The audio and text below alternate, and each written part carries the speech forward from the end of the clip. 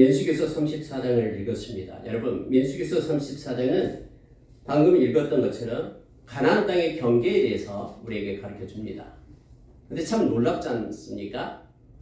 우리가 이 민수기서를 읽다 보면은 참 놀라운 은혜를 우리가 느끼게 되는데요. 아직 여러분 가나안 땅에 7 족속이 그대로 살고 있어요. 아낙 자손도 있고요. 우리가 잘 아는 그 여리고성, 그러니까 엄청난 성이 기다리고 있어요. 아직 점령하지도 않았습니다. 근데 하나님께서는 모세에게 모압 평지에 모여 있는 그들에게 그렇게 명령하는 거예요. 내가 이제는 너희들에게 땅의 경계를 정해주겠다라는 거예요. 아니 아직 정복도 하지 않고 싸워야 되는데 너희 땅이 여기다 하고 이렇게 너무나 구체적으로 어디를 돌아서 어디까지, 여매에서 어디까지 하면서요 동서남북 그 경계를 갖다가 하나님께서 다 가르쳐 주는 거예요. 뭐 전쟁이 다 끝난 다음에 뭐 김치국물부터 마시지 말고 전쟁부터 끝내놓고 나서 뭐 땅을 분배하든가 또 어디 지경이 어디까지든가 이렇게 가르쳐주면 이해가 됩니다만은 아직 전쟁도 시작하기 전에 너희들이 내가 너희들에게 준 땅의 경계가 이렇다라고 하나님께서 지금 모세의 명령을 따라서 모세에게 명령해가지고 백성들에게 가르쳐주고 있는 거예요.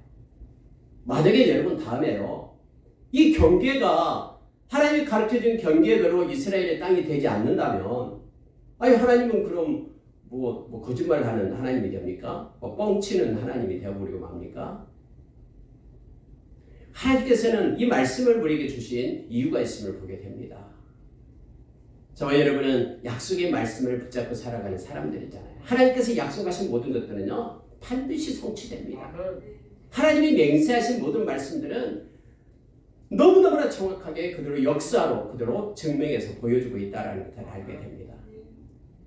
그래서 여러분 아직까지 모압 평지에 모여있는 그들을 향해서 하나님은 모세에게 명령하는 거예요. 내가 너희들에게 이런 땅의 경계를 주겠다. 이것이 너희 것이다 라고 말씀하고 있는 내용이 바로 오늘 34장의 내용입니다. 그리고 하나님은 이렇게 약속하시고 그대로 성취하시는 하나님 되심을 우리 역사로 알게끔 하십니다. 여러분 우리가 읽은 말씀은 몇 가지만 한 3가지 정도만 묵상하고요. 우리가 기도하도록 하겠습니다. 자 여러분 그 경계를 말하는데 저는 이것을 묵상하면서 그렇게 좀 생각이 왔습니다. 하나님께서 아브라함을 택해서 참에 세울 때에 너희 자손들을 하늘의 별처럼 그리고 바닷가 모래처럼 땅의 티끌처럼 그렇게 많게 하실 것이다 라고 약속했잖아요. 아니 그러면은 이제 이스라엘 경계를 이렇게 말해주는데 이 경계가 애굽 땅만큼이나 크던가 아니면 바벨론 땅만큼이나 좀 크던가 좀 엄청나게 좀 컸으면 좋은데 실제적으로 하나님께서 경계를 말하는데 경계를 보니까 그렇게 큰 나라가 아니에요. 이스라엘 조금 많잖아요. 그러면서 엄청난 자손들이 너희를 통해서 나올 것이다 라고 말씀을 하시는 거예요. 젖과 꿀이 흐르는 땅 라고 하나님께서 말씀하시면서 그 가나안 땅에 대해서 말씀을 합니다. 여러분 하나님께서 이처럼 많은 동서남북을 둘러보라 아브라함에게 그렇게 말했잖아요. 또 네가 밟는 땅을 다 너희에게 주겠다. 엄청난 것을 주실 하나님으로 우리가 생각이 나잖아요. 그런데 아브라함에게 헤브론 그 막벨라 굴이 있는 그 땅 조금 땅 한 떼기 줬잖아요. 하나님께서.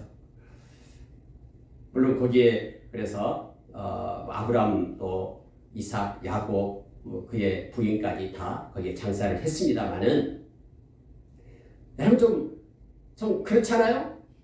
뭘 생각하게 합니까? 예, 하나님은 눈에 보이는 현 세상에서의 작은 땅덩이를 말하고 있지 않다라는 것을 알게 돼요.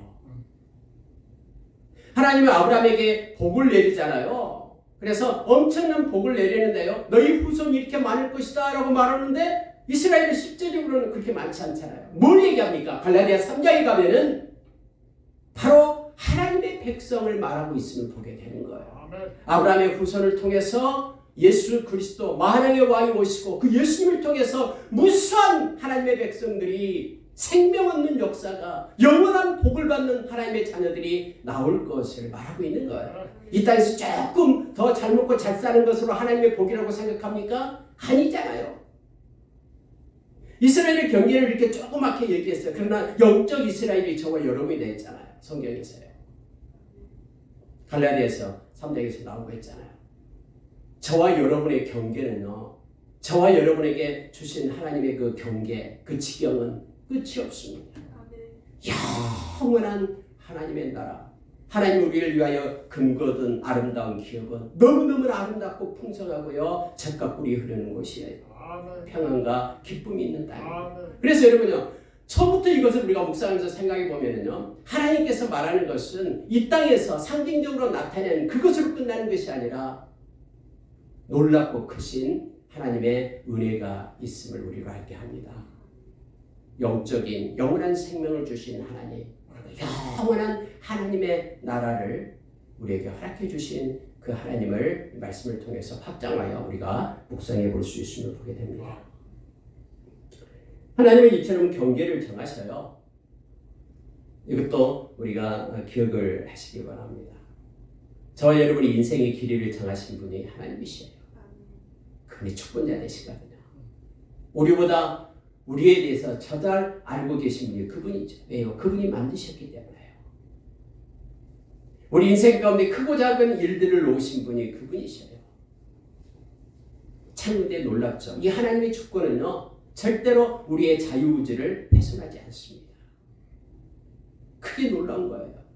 우리가 빌립보서 2장 13절에서 우리의 마음의 소원을 갖게 하신 분이 하나님이시다라고 말씀하시잖아요. 그러니까 우리의 마음 가운데 하고 싶은 소원을 갖게끔 당신의 뜻을 주신 분이 바로 하나님이셔요. 그리고 하나님께서는 우리가 억지로 하나님께 행하는 것은 정말 원하지 않죠. 얼마만큼 원하지 않습니까? 하나님께서 그 선악과 열매를 갖다 따먹게끔 자유의지를 따먹을 수 있고 따먹지 않을 수 있는 자유의지를 줄 만큼 하나님께서 그처럼 억지로 하는 것을 원하지 않습니다. 만약에 억지로라도 한다 그러면 하나님이 다 진짜 로봇으로 만들었겠죠. 절대로 선악과 못 따먹게끔 했겠죠.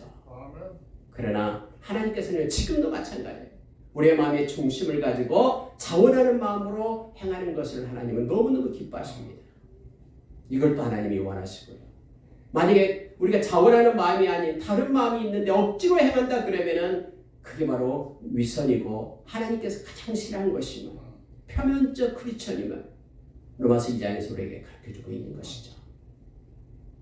여러분, 베드로전서 5장 2절에서 4절에 보면은요, 예수님이 목자장 되신다고 말을 해요. 그래서 목자장 되신 예수님을 만나는 그런 하나님의 백성들이 있는데 그들에게는 시들지 않는 면류관을 주겠다고 약속을 합니다. 누구에게요? 억지로 하는 자가 아니라 자원해서 하는 자에게. 하나님의 뜻을 따라서 억지로 하는 것이 아니라 자원해서 하고 더러운 이익을 위하여 하는 자가 아니라 기꺼이 행하고 주장하는 자세로 행하는 것이 아니라 양무리의 본이 되게 행하는 그가 우리 주님 만날 때에 시들지 않는 면류관을 주겠다라고 성경은 약속해 주는 거예요. 하나님이 다 알고 계시거든요. 우리가 자원해서 하는 것인지 억지로 하는 것인지. 그런데 하나님의 모든 일들은 자원해서 행해지잖아요. 성막을 만들 때 자원하는 자에 의해서 성막이 만들어지죠. 솔로몬 성전도 역시 자원하는 자의 몫이었습니다. 오늘날도 우리의 마음 가운데 정말로 하나님을 찬양하고 하나님께 영광 돌리고 싶고 하나님의 그 사랑하는 마음을 가지고 예배하고 봉사하고 행하는 그 모든 일들 하나님은 기쁨으로 받으시고 기록하시고 우리를 만날 때에 잘했다 칭찬하며 하나님은 보상해 주실 줄 믿습니다. 여러분, 이처럼요, 이 경계를 정했어요. 하나님께서요. 이스라엘이 아직 전쟁도 안 했는데 들어가서 차지할 땅의 경계를 하나님께서는 정해 주셨습니다. 거기까지가 내가 너에게 허락한 것이다라고 말씀하고 있는 거예요. 이 말은요, 그 가나안 땅 주인이 나다 라고 하나님이 말씀하시는 거예요. 원주인이 나니까 내가 원주인, 내가 이걸 너에게 주겠다 라고 이스라엘 백성에게 약속하고 있는 거예요. 만약에 하나님이 주인이 아니다 그러면 어떻게 주겠다고 약속할 수 있겠습니까? 하나님이 주인이기 때문에 이거 내 거다. 그러니 내가 이러한 경계로 너에게 준다 라고 말씀하고 있음을 보게 됩니다. 뿐만 아니라 여러분, 이렇게 하나님이 미리 경계를 정해준 것은요, 말씀에 약속한 말씀은 필연적으로 나타난다라는 것을 우리에게 가르치기 위함이에요. 내가 지금 너희에게 말하는 이 약속의 말은 필연적으로, 역사로, 상황적으로 그렇게 나타난다 라고 가르치고 있는 것입니다. 그러니 나는 너희들은 말씀을 받을 때마다 이것은 실제로 나타나는 것임을, 그래서 그걸 믿음으로 받으라라고 이렇게 말해주고 있죠. 히브리서 11장 1절의 말씀이 그거잖아요. 믿음은 보지 못하는 것들의 실상이라고 말합니다. 그러니까 우리 눈으로 보여지고 나타나는 것이 아닌 하나님의 때에 드러나고 반드시 성취되는 필연적인 산물이 바로 하나님의 말씀이 됨을, 이걸 나타내고 가르쳐줍니다. 모세는 죽기 전에 이것을 그 모압 평지에서 이새들을 모아놓고 말을 하는 거예요. 다음에 너희들이 이걸 취할 것이다. 실제적으로 그들이 가나안 땅에 들어가서 이것을 취하게 됐음을 보게 됩니다. 여러분, 히브리서 17장 28절에서 29절 보면은 아테네에서 있었던 일들을 기록을 합니다. 바울 사도가 아테네에 가서 사도행전요. 사도행전 17장 26절 28절. 아테네에 가서 그 아테네 사람들을 모아놓고 했던 장면이 나옵니다. 이 말씀 잠깐 보고 갈게요. 사도행전 17장 26, 27절을 제가 읽어드릴게요. 사도행전 17장 26절에 이렇게 되어 있습니다. 인류의 모든 족속을 한 혈통으로 만드사 온 땅에 살게 하시고 그들의 연대를 정하시며 거주의 경계를 한정하셨으니 이는 사람으로 혹 하나님을 더듬어 찾아 발견하게 하려 하심이로되 그는 우리 각 사람에게서 멀리 계시지 아니하도다. 우리가 그를 힘입어 살며 기동하며 존재하느니라. 여기까지, 앞에 부분까지. 여러분, 이것은요, 아테네, 그 철학이 있고 많은 사람의 사상가들이 있고 이론이 있었던 그곳에서 바울 사도가 그 철학자들을 향하여 막 외치는 거예요. 그때 최고의 철학, 그리스 철학을 가지고 있던 그들을 향하여, 뭐 소크라테스가 있고 그때 막 아리스토텔레스, 그런 철학이 본고장인 거리 아테네잖아요. 거기서 바울 사도가 힘있게 외칩니다. 그 외치는 게 뭐냐면 이거예요. 하나님께서 인류의 모든 족속을 한 혈통으로 만드셨다. 그런데 온 땅에 살게 하셨다. 각 족속마다 이곳저곳 경계를 정해가지고 하나님이 살게 하셨다라는 거예요. 그러고 나서 그들의 연대를 정하셨다. 주권자 되신 하나님께서 각 족속마다 연도를 정했다라고 말합니다. 뿐만 아니라 거주의 경계를 한정했다. 경계를 정했다라는 거예요. 주권자 되신 하나님께서요. 모든 인류를. 그러면서 하나님은 더듬어 찾는 자들에게 하나님을 발견하게 한다라는 것. 이런 모든 역사적인 것들을 보면서 하나님이 살아계시는구나. 로마서 1장의 말씀처럼 자연을 보면서 하나님이 살아계심을 깨달아 알 수 있다라고 가르쳐줬듯이 더듬어 찾는 자에게 하나님을 보여줬다라고 말합니다. 하나님은 멀리 계시지 않고 가까이 계신다 하면서요, 이 말씀을 하셔요. 28절에 우리가 그를 힘입어, 우리와 가까이 계신 그 하나님을 힘입어 우리는 살며 기동하며 존재하느니라. 유명한 말을 하잖아요. 지금 우리가 살고 있는 것은 우리와 함께 하시는 하나님 때문이다라는 거예요. 생명의 근원자 되신 그분 때문에 우리가 산다. 기동하는 동력이 하나님으로부터 왔다. 존재하는 그 이유가 하나님께 있다. 너무너무 바울 사도의 그 말씀이 너무 아름답고 의미가 있잖아요. 여러분과 저가 이 땅에서 살며 기동하며 존재하는 것이 그를 힘입어 우리와 함께 하시는 살아계신 그 하나님, 우리의 인생을 정하시고 경계를 정하시고 이끄시고 인도하시는 축복자 되신 그 하나님으로부터 우리가 살고 기동하고 우리가 존재한다라는 것을 우리가 기억하면서 코람디오 신앙으로 우리가 살아야 됨을 깨닫게 합니다. 여러분 여기에서요 또 13절에서 이렇게 말합니다. 모세가 이스라엘 자손에게 명령하여 이르되 이는 너희가 제비 뽑아 받을 땅이라 여호와께서 이것을 9지파 반쪽에게 주라고 명령하셨나니 이는 르우벤 자손의 지파와 갓 자손의 지파와 함께 그들의 조상의 가문을 따라 그들의 기업을 받을 것이며 므낫세 반쪽도 기업을 받았음이니라. 이렇게 말합니다. 여러분 우리가 가나안 땅 건너가기 전에 이미 알고 있었잖아요. 갓 지파, 르우벤 지파, 므낫세 반지파는 가나안 그 요단강 건너기 전 동쪽 땅을 이미 받았잖아요. 이것도 하나님이 줬다라고 말합니다. 왼쪽 땅 서쪽으로 건너온 9지파 반 이것을 제비 뽑아서 그리고 인원수가 많은 대로 크기는 인원수대로 어느 어디에 어느 것을 할 것인가 이것은 제비 뽑아서 이렇게 하는 거예요. 여러분 이때 제비 뽑기는요 하나님의 주권을 이것도 인정하는 것이죠. 모든 것이 하나님이 관여하고 있기 때문에 우연이라는 거 없다라는 거예요. 우연히 나는 잘 뽑았다 이거 아니에요. 하나님의 백성에게는 우연이라는 게 없어요. 다 하나님의 섭리와 하나님의 역사심이에요. 그래서 때로는 내가 뭘 좀 해가지고 어떤 일이 실수했다고 아니면 내가 이때 좀 잘했으면 이랬을 것을 이렇게 생각하지 마세요. 과거에 지나간 모든 일들은요 하나님께서 우리를 더 아름답게 빚어가기 위한 그러한 통로였다라고 생각하십시오. 모든 것이 합력하여 선을 이루신 하나님. 우리가 이업전에 그 집사님이 최준배 집사님이 카톡에 올려준 그거 있죠. 우리가 민수기서 몇 장이죠? 23장인가요? 민수기서 23장 19절 말씀이에요. 아이들이 막 찬양하는 게 있었잖아요. 하나님은 사람이 아니기 때문에 인자가 아니기 때문에 하나님이 거짓말을 안 하셔요. 하나님은 사람이 아니기 때문에 후회함이 없어요. 하나님이 말씀하신 말을 행하지 않으랴 이렇게 말하죠. 하나님이 말씀에 적은 것을 다 행하시는 그분이거든요. 그래서 하나님을 믿는 백성들에게는 우연이라는 게 없어요. 그래서 너무 막 섭섭해하지 마세요. 이때 이랬어야 했을 텐데 이렇게 섭섭해하지 마세요. 하나님께다 맡기고 또 주어진 모든 것에 대해서 하나님께 감사함으로 나가며 하나님이 그 모든 것들을 합력하여 선을 이루시는 하나님을 우리가 기억하기를 원합니다. 그래서 여러분 이때 당시에 제비뽑기를 했어요.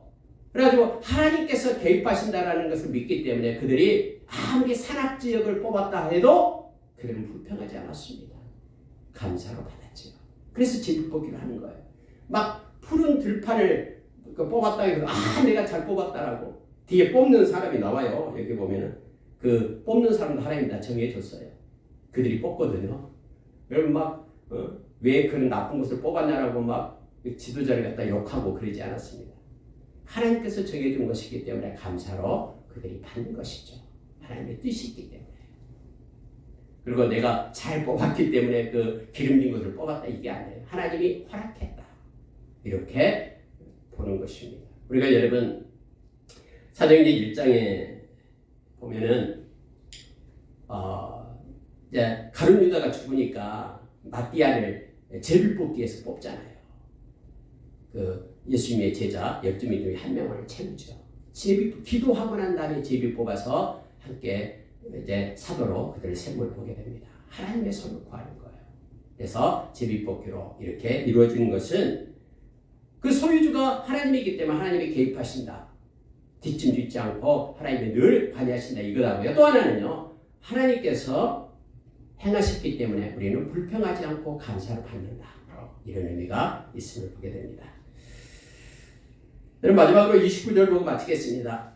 이들이 여호와께서 명령하사 가나안 땅에서 이스라엘 자손에게 기업을 받게 하신 자들이니라. 이들이 누구냐면요. 여기 보니까 10지파의 그러한 리더들을 세워요. 지휘관들을 세웁니다. 이름을 쭉 기록을 합니다.